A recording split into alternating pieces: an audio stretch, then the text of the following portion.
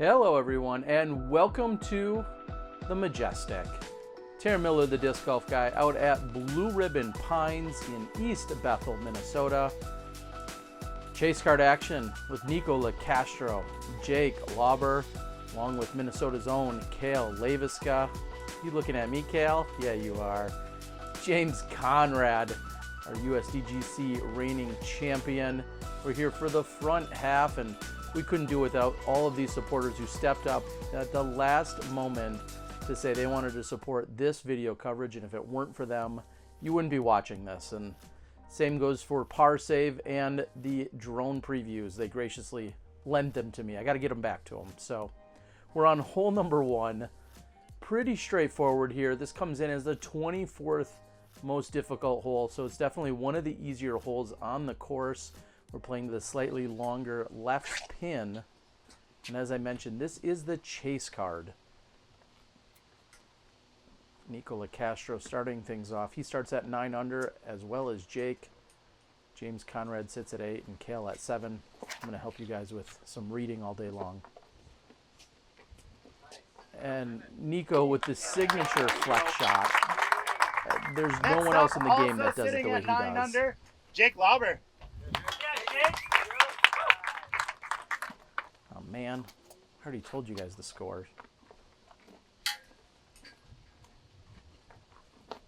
That is hole 18 off and to the right, or correction, hole 27 I should say, off to the right. That's the island green in the final hole.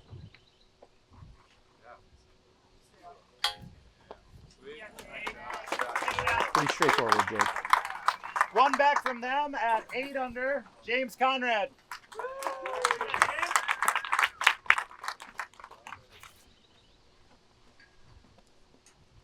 Great seeing James again. This is the first time I got to see him since back at the Waco Annual Charity Open when the Disc Golf Pro Tour officially had shut down. And a few weeks before that, I saw I saw James at places like Thailand, Taiwan.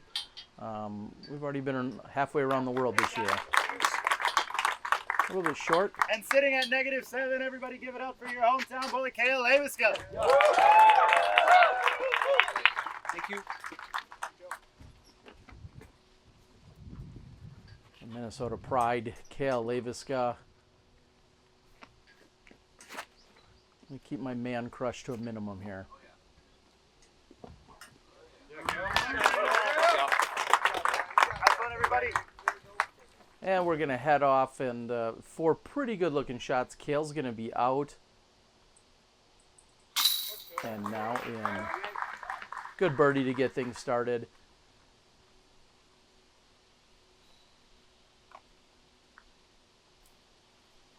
%37% of the field carding a birdie here. That's 39 players. 54% of the field taking pars. About the same distance for James. Yeah, JC.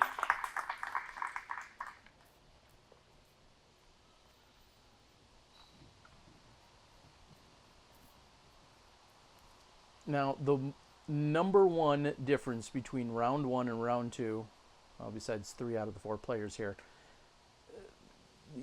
tremendous win.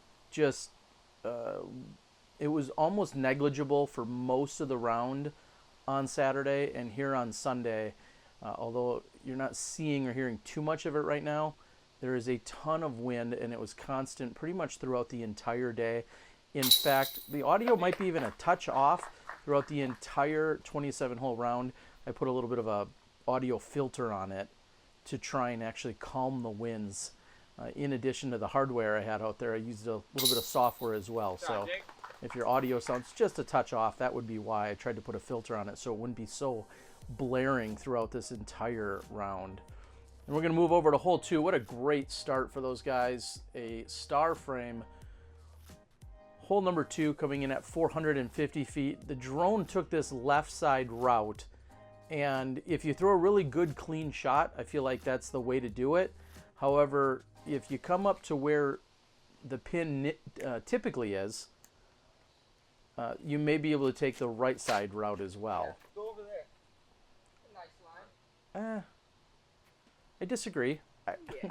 Let's take it. He'll take it, he says. He said, go over there, nice line. It'll work. And before the comments explode, yes, Jake has a very unique run-up.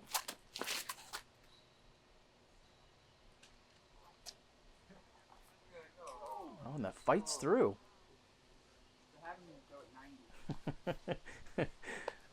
Nikko commenting on the sheer power and force that Jake can throw with.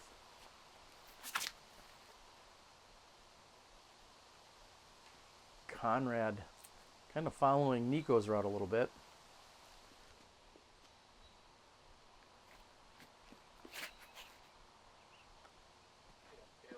Like he's been here before.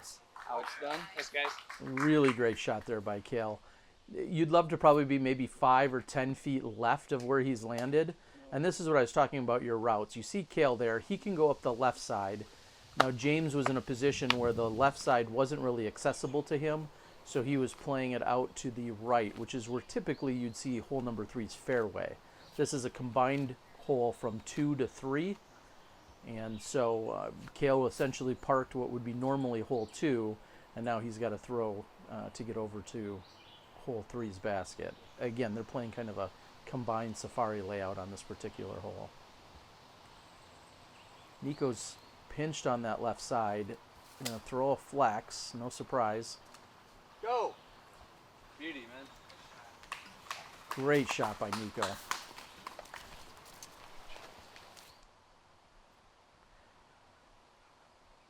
Cale didn't really have a good angle to the right, so he goes with this left turnover and just misses his line. Oh, okay. Let's simmer down with the tricks there, slick guy.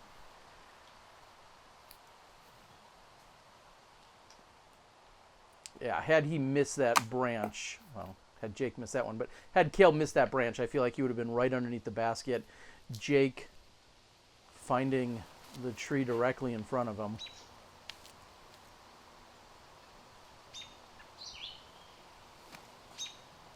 Oh, and I like the skip. It does get stopped, but that was a pretty good play there by Jake. He's going to have a putt looking at a par. And somebody get out your counter, because that might be one of the first overhands I've ever seen by James Conrad. And I think Conrad's kind of like me. If you see someone throwing an overhand, you know they're in a world of hurt. I think that's probably a good assessment for Conrad there. And I was out of position to try and capture that. Cale was ready to throw, and that means I stand in the woods and get the shot from there. This is Nikko for birdie.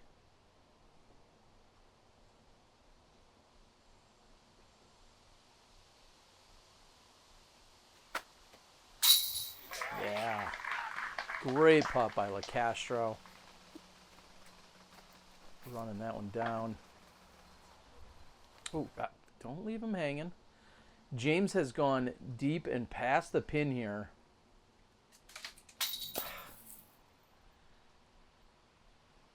Just tickling the chain. I know he walked through and was really frustrated. There was a single branch that was in his way on that.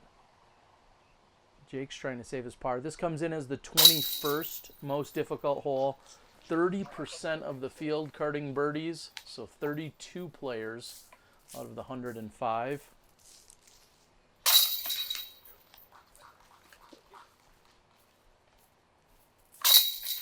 And Conrad, unfortunately, with the blemish there. So Nikko with the birdie, 2 pars and a bogey. We move over to hole number 3 for the tournament, typically hole number 4. 444 feet down the gut, up the tunnel, whatever you want to call it. I'm sure there's some other cliches, but second most difficult hole on the course. I believe on Saturday it played as 4.5. Today playing as 4.52, so maybe an extra tree grew, but it did get tougher. And Nikko going with the exact same play he did from the day before. He goes with a putter layup, so to speak, right off the tee, trying to play it smart and conservative, and gets a good kick. Ooh.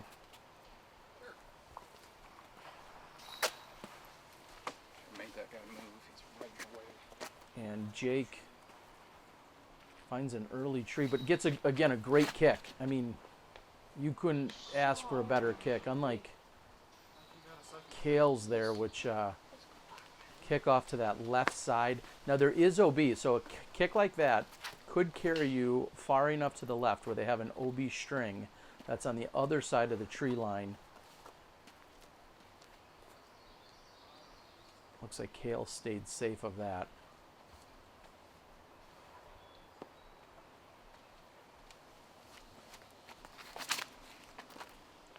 Just a little more turn.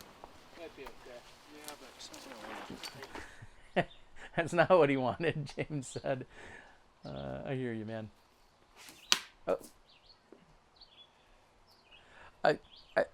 If we're going to look for a silver lining, the silver lining is he squared that tree on one of the tightest fairways in disc golf and then still landed dead center fairway.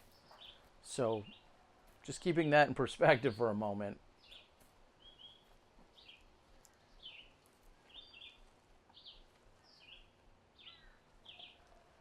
Nico's got an awkward run up here. You got to be concerned about the follow through with your hand. Make sure that doesn't come back and hit the tree, and he just barely misses it with his backswing. And that's going to push to that right side.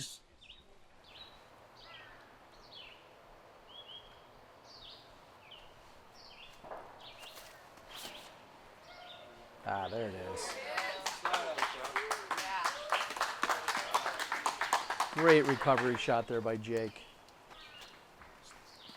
So Cale kicked to this left side, and now he's actually has a lane. I feel like this is similar to the lane he saw from the previous hole.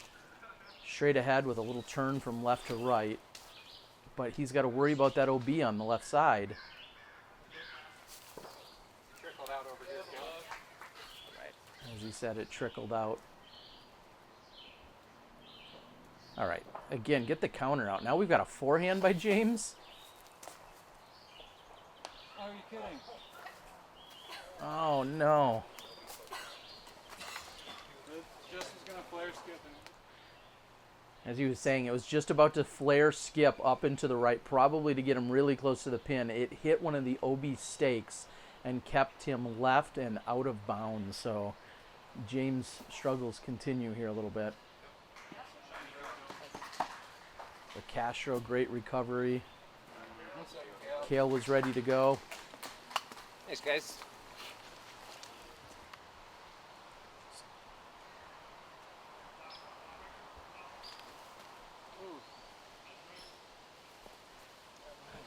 And James, has the high turnover. You just really don't want to make a mistake, possibly hit one of those guardian trees and leave you with an even longer putt. So he's up next to the pin. This is Jake, who's been working hard. All right. That putt might have been longer than one or two of his other shots. So what a way to grind it out for the par. 48% of the field taking pars here. Just 16% of the field with birdies.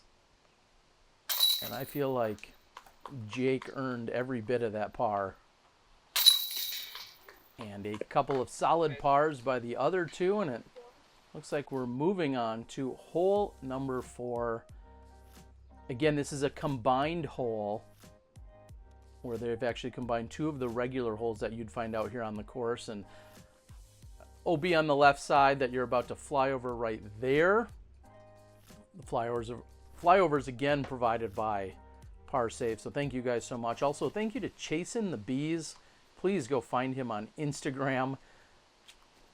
Amazing human, does disc golf poetry and media.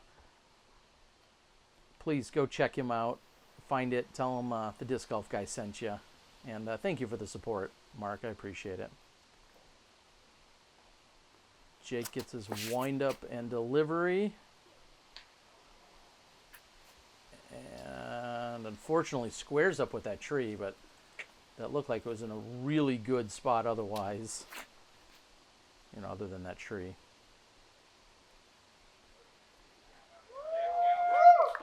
Sometimes I don't know if Cale is waiting to see where his disc lands or if he's posing for a photo. I'm good with either. And here we have James Conrad. Oh, no.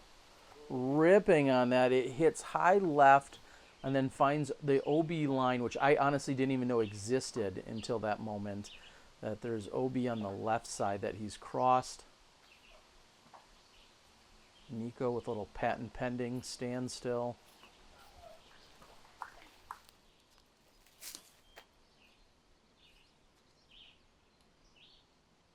And just an incredible recovery shot by James. I cannot say enough about how impressive that is.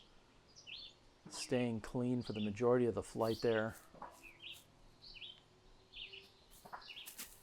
This comes in as the 10th most difficult hole on the course. Just 16% of the field getting under par.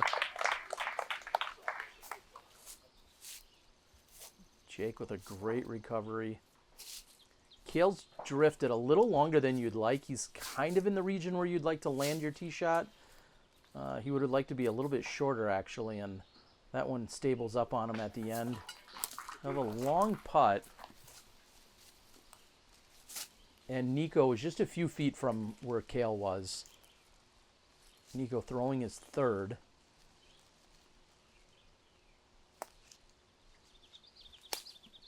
Very tight window to hit. He does so. But then one of the Guardian gets him.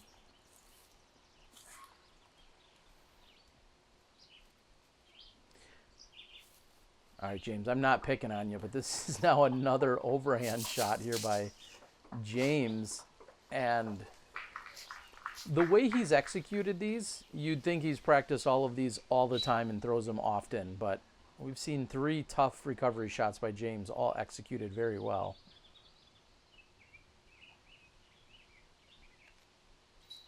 This is for Nikko to save his par.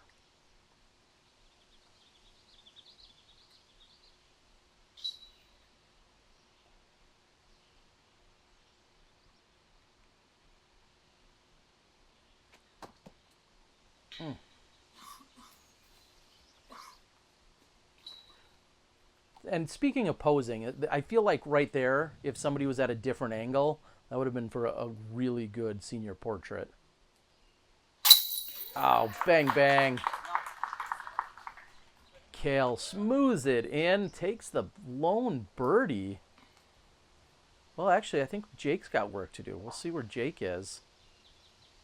Okay, he's right there next to where Cale was.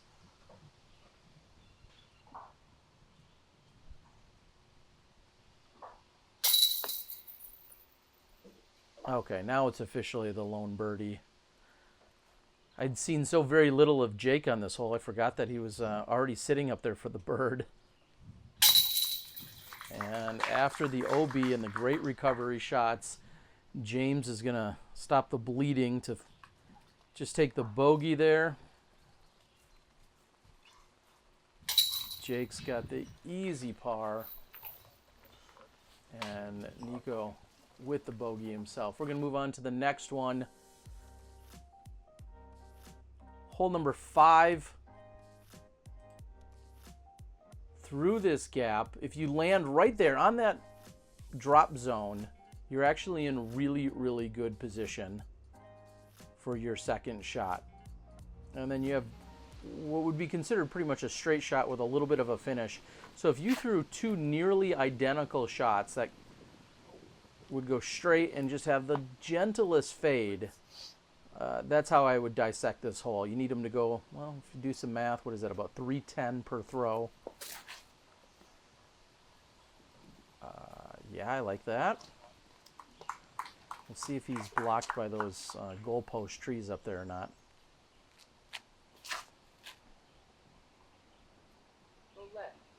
Left of it. Nikko with a little instruction there.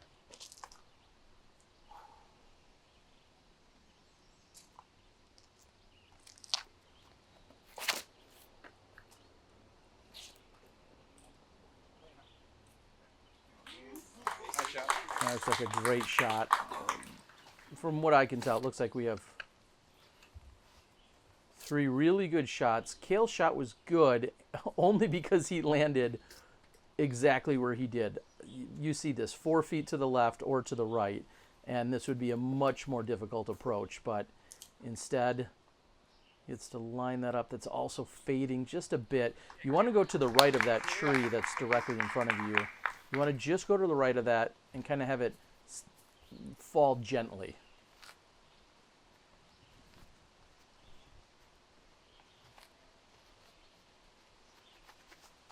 Now Nikko being on the left side, he can play a little bit more of a hyzer at it. So he cranks over on that. It's probably one of his Atis. I'll have to have an Ati pun for you sometime later. I got to think about one. I know there's one there.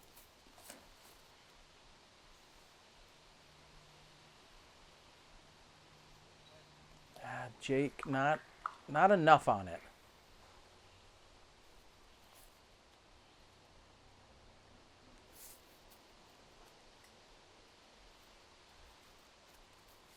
And James, you know, just really in great position. JC. Exact same shot, but have it 10 feet to the right, and it would have been perfect. This is Nikko to take a birdie. Looks like he's just outside the circle.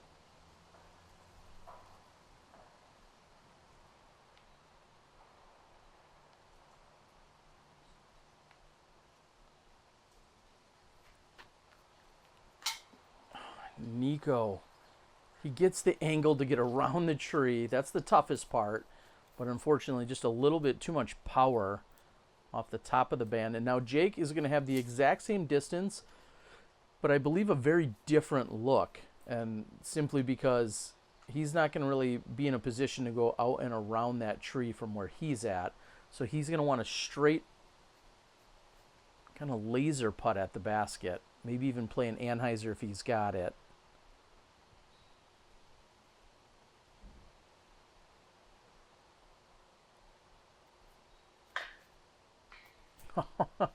And he somehow misses that one right, which is probably the toughest thing to do there. Cale. Oh. And that slips back out at Cale.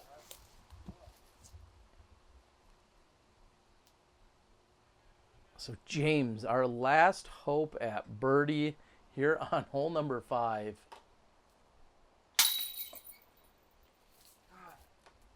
And he too is just a bit high.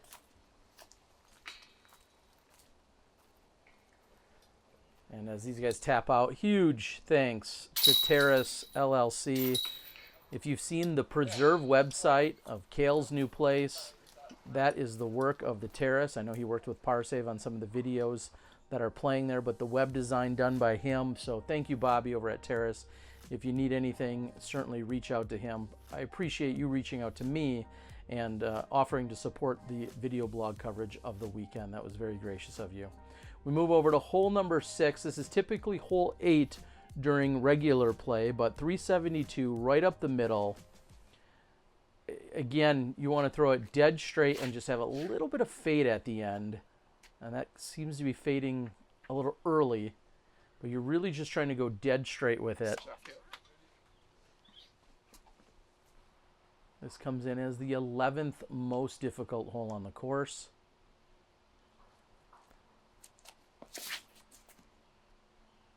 Oh, and I like that. Come on. Yeah, buddy. All right, gallery likes it as well. Now, if you think I'm really smart and busting out all these stats on you, I'm not. I got to thank UDisc. Stay straight. Skip. Oh. Nikko asking a lot. Wants to stay straight, wants it to skip. Get in the bucket. Make him a sandwich. I don't know.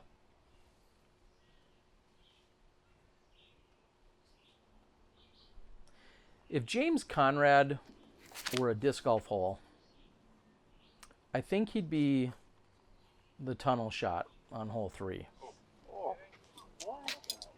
No, and that's a little bit of a roll away for him. But, yeah. Am I wrong? Anyone?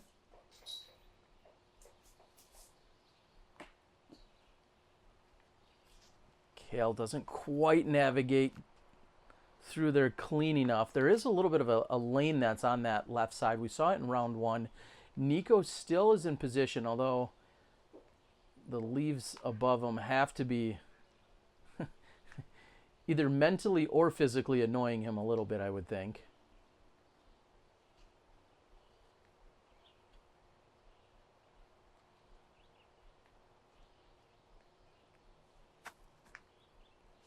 The stutter. Oh, too much fucking around, dude. Too much standing there covering over your shit. All right, so maybe some self-assessment, strategizing. And Nikko not able to convert, nor does Conrad. Conrad, I think, with a much more difficult look at it. This is Cale to save his par.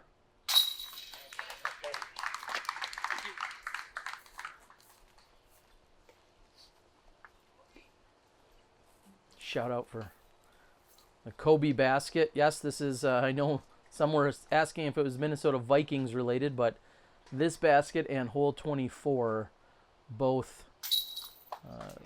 altered, decorated with the gold and purple to commemorate Kobe. And we're going to move on. Oh. Okay.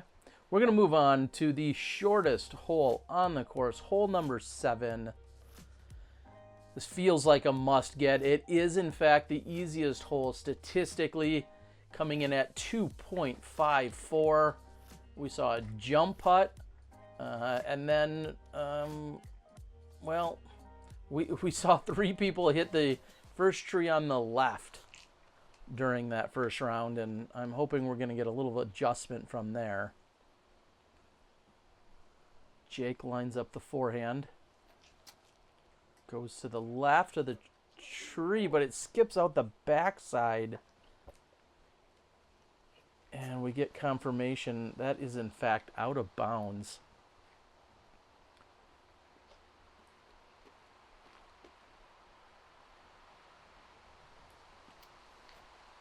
Cale with a little ultimate air bounce there. Going to put him right next to the pin.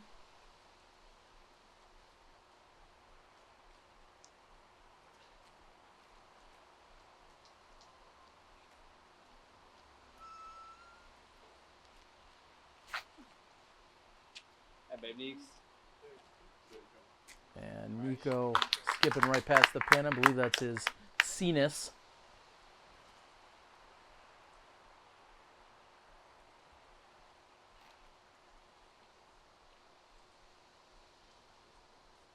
Now, some of you got the trivia question. It was during round 1. One of the few bogeys on this hole, unfortunately, came on the card of James Conrad. And whatever he did that time, it looks like he made a great adjustment for round number 2, going with the jumper. This is Jake trying to save his par. Mm-hmm.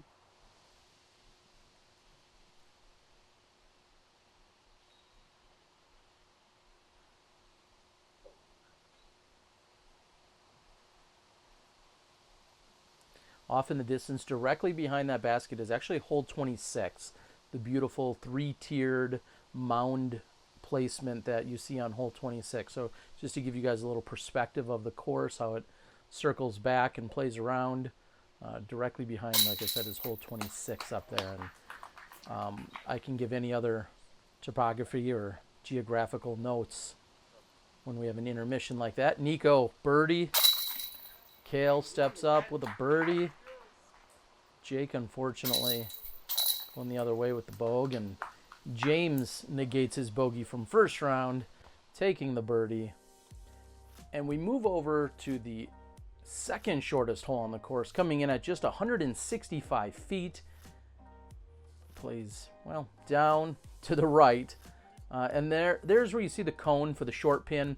I personally love the short pin just because I feel like it gives you a better chance at getting a birdie.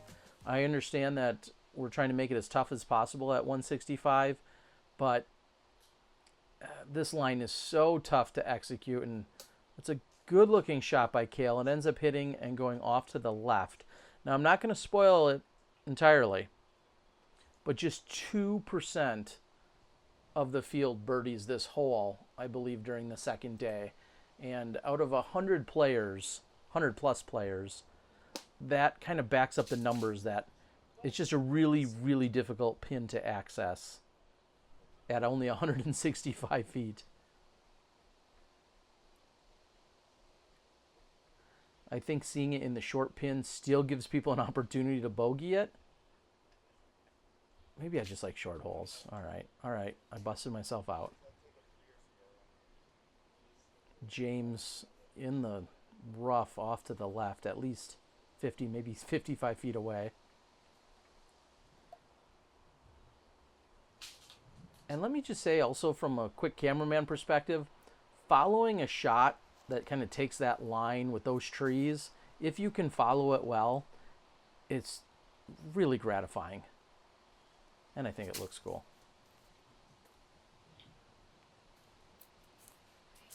Jake has to just lay that one up. Nikko's got his crown putter. And he's got a look here at the pin.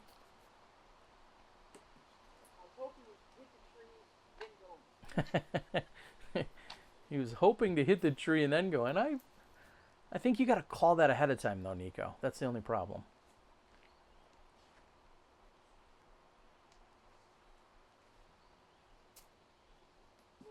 Oh, and a great effort by Cale. Threading the gap, and there's nothing but trees in front of James here. All these tiny little trees. He's going to see if he can get good footing.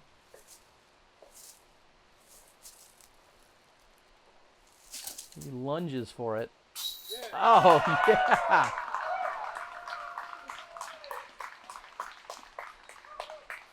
One of the best putts I've seen in the first round and a half. Just incredible threading through all those trees.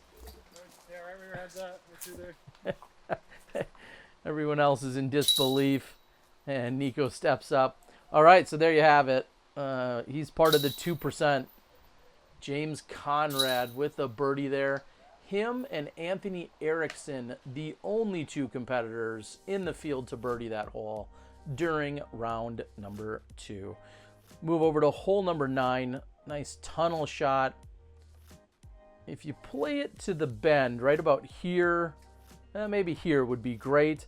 Anything past that I feel like is a bonus. If you've got a powerful forehand and you can get it all the way up there and push it a little bit more, you might get a long look at a birdie, or an eagle attempt, I should say. You're throwing the backhand turnover. Right when it broke. And James saying that thing was just about to turn over and glide to the right for him. Yeah, Cale. Yeah, boy. Yeah, Cale. I'm not sure you see a more pure shot than that. Cale probably throwing his M4.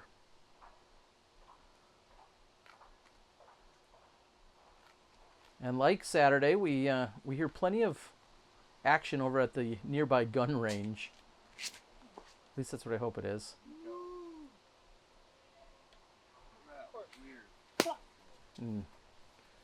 Nikko finds the center of the fairway after a kick.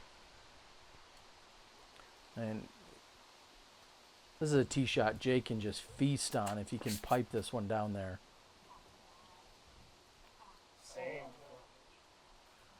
Fortunately catches the tree on the left side, and then it kicks to the left.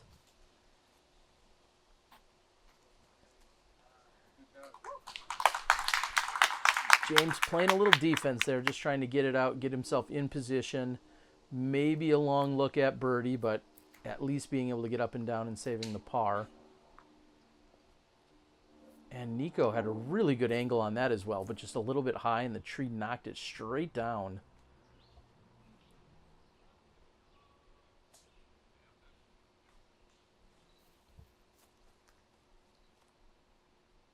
Jake's forehand comes up short of the pond. Come on, get in.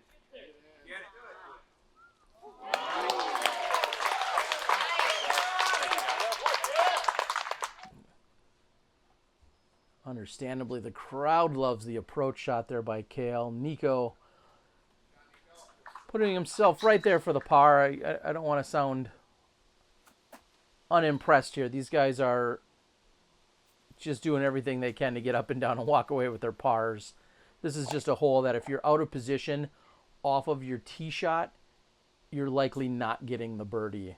And just mitigate that. Be content with the par. Walk away. As I check the stats over at UDisc, and James, this does come in as the 5th most difficult, so maybe I'm underplaying it a little bit. 520 feet, 16% of the field taking birdies, 51% of the field taking pars.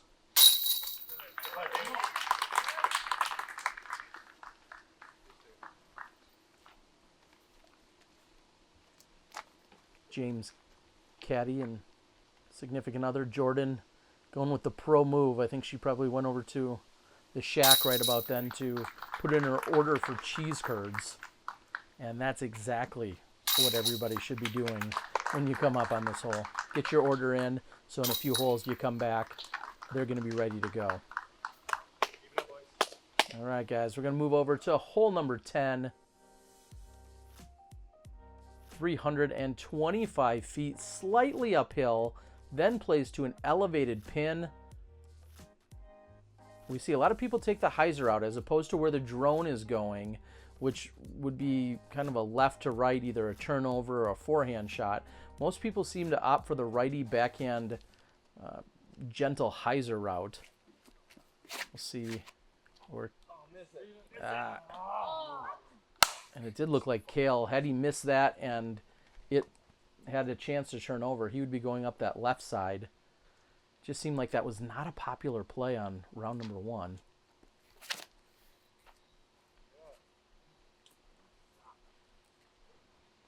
Okay, left side, that works.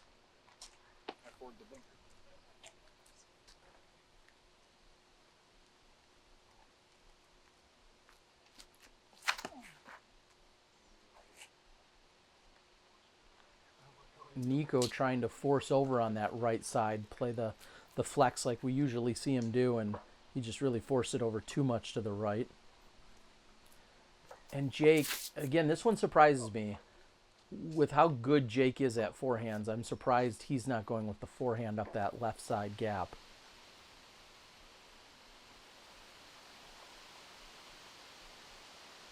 And you hear the wind really pick up. The next few holes are a lot more open. And that one got beat down.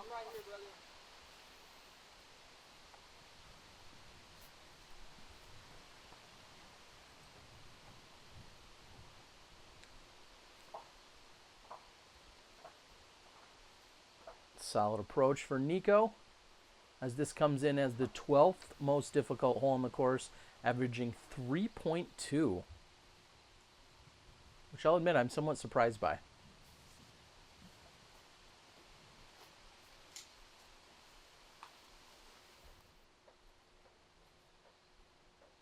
Jake's got some work to do to the elevated pin. And it doesn't look like he's thinking about laying this up for the bogey.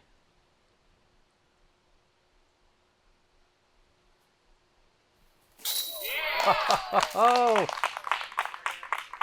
If I were smarter and knew the gentleman from bowling, I would say there's a reference there.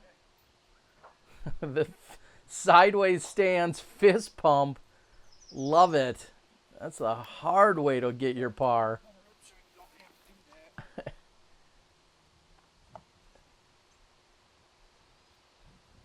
James from almost the same spot we saw Nikko can a birdie from in round 1. James looking to get things going. He's fallen off the pace just a little bit.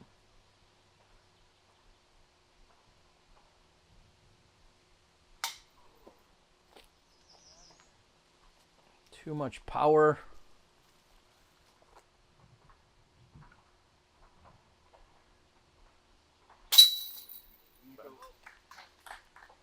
Nico's got the cleanup for par. James is right next to the pin for par. And Cale also cleaning it up. It's a regular basket for James.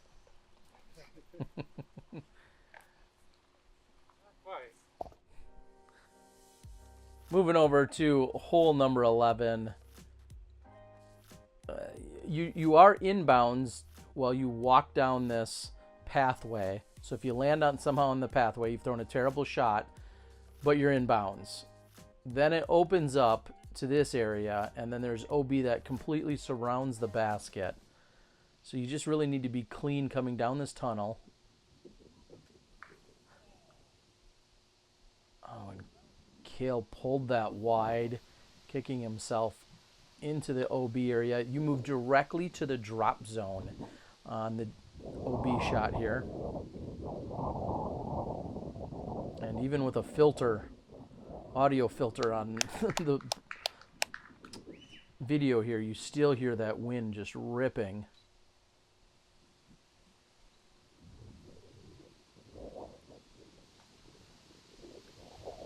Great looking turnover by Nikko, just a little bit short. That could have been a misread on the wind, or maybe knocked down.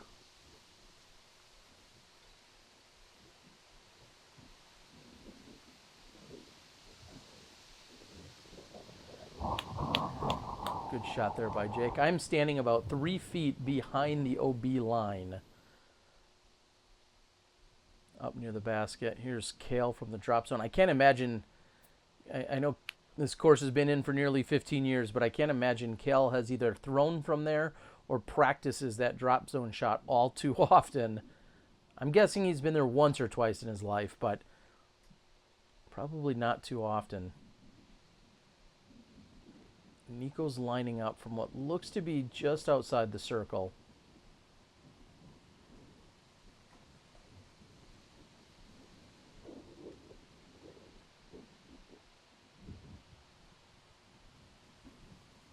Grass clippings. Maybe for a sprinkle cake.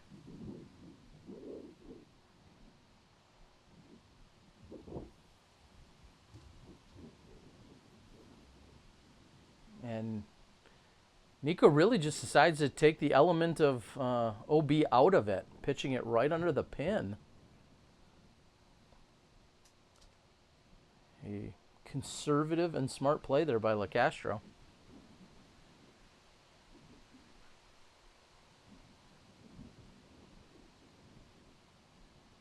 Jake stares it down.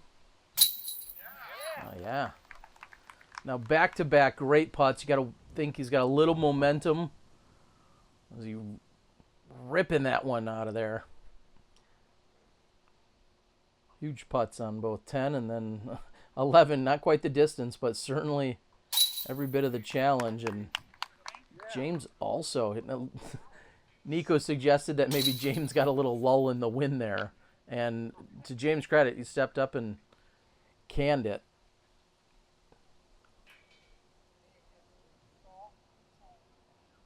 All right, guys, we're going to move over here to hole number 12. This is a unique one. All of this open area is inbounds, of course, but then the bush to the short right that we're just about getting to, that is roped off as OB, so you can't saw it off short there. And if you go deep of the basket, behind it, you see the white stakes, and that's also out of bounds. And then to the left of the basket, to the right of the basket, pretty much everywhere. There's a lot of OB out here on this one.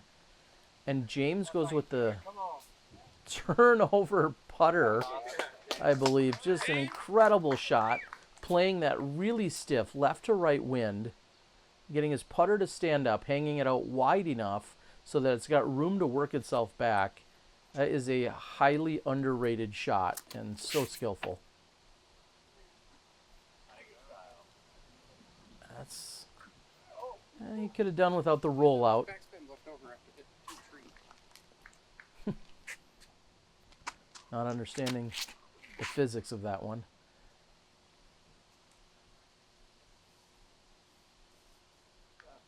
Good. I was going to say good line. Maybe Nikko disagrees. Of course, you could have used a little bit more height. That's up maybe another 12 or 18 inches, and then it stalls out, and it would have probably been right under the pin. Cale trying to emulate what he saw from Conrad. Perfect, guys.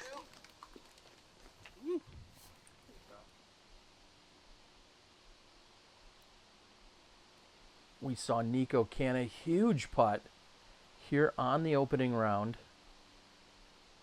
amid standing down from a few distractions, and then he makes good on it.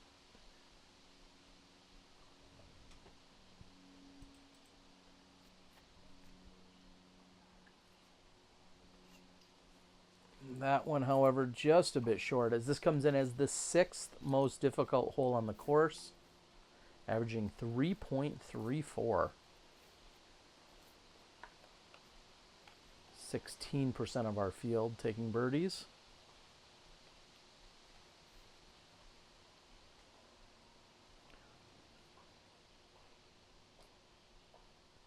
Something to really think about here, and I'm sure this is what Jake has processed.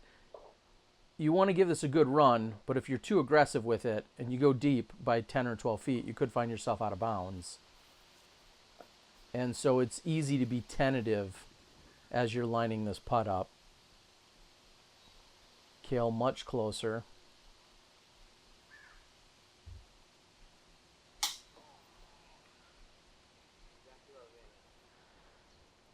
Just trying to get a wind read. You could see he's a little bit frustrated there. He's kind of playing that it was going to push down, and it didn't.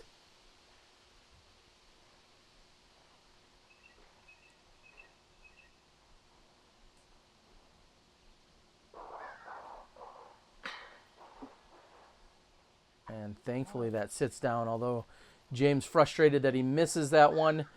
Even there's a chance that that hits the side of the basket and then rolls into the out of bounds, which is why I can see this comes in at 3.34 for the average on the day.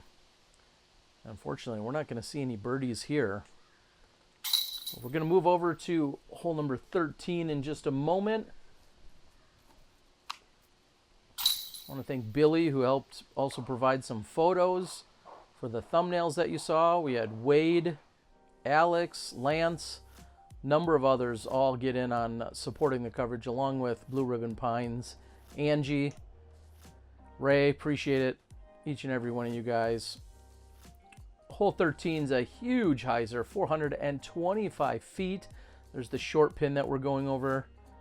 There is OB if you come up short, so you need to hang this wide and high. And I'd love to show you a little bit of how that would look, except for I'm going to give myself a bogey here, maybe even a double bogey. This is not the place to stand on this particular hole. The tee area is a little bit confined, and then they're throwing a monster hyzer out and around a tree to the landing zone or to the pin, none of which you can see from here. So, yeah, I'm going to call this a double bogey. First round, I was out at the catch. There we saw that one fall into the ground out there. Thank you, gravity. But second round, for some reason, I did not think to move out to the swing area to be able to capture this flight. So I'm going to trust gravity works again, and that probably landed in the grass. Cale throwing, landing, hopefully. Smile. I mean, come on. This isn't all bad. Cale out into the middle. And as we're starting to close things out, here. I want to thank just the entire staff and crew, Jason and Cale, everybody for making this event happen the way they did. It's so much fun to be here at Blue Ribbon Pines. Angie, of course, I know, holding down the fort, her and Ray and the entire BRP staff. Parsave for the drone flyovers, UDisc for everything they continue to do, all my Patreon subscribers. Also, Billy Sage Ashton for the thumbnail pics I think I mentioned earlier. Patrick, Lance, Wade, Zack, Bobby, Chasing the Bees. Just all of you guys. Terrace Design.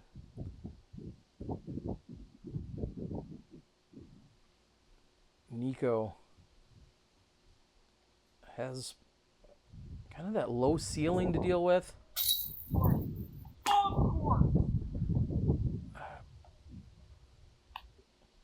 right. Maybe there's a little too much dome on that other disc of Nikko's, just trying to flatten it out. The wind is just ripping. We're going to head back into the woods in a moment, but the wind is ripping. So what I'd love to know from you guys, you have a chance to win a disc signed by some of our top players at this event. Would you rather come out and play the Safari layout, or would you rather play BRP as it is on the regular? You want to be challenged like these guys, or would you rather play a slightly easier version? Leave that in the comments along with a like and a thumbs up, and you'll be eligible to win a disc. And again, here's so many gracious supporters. We look forward to seeing you guys in the back half as we wrap up the Majestic. We'll see you soon.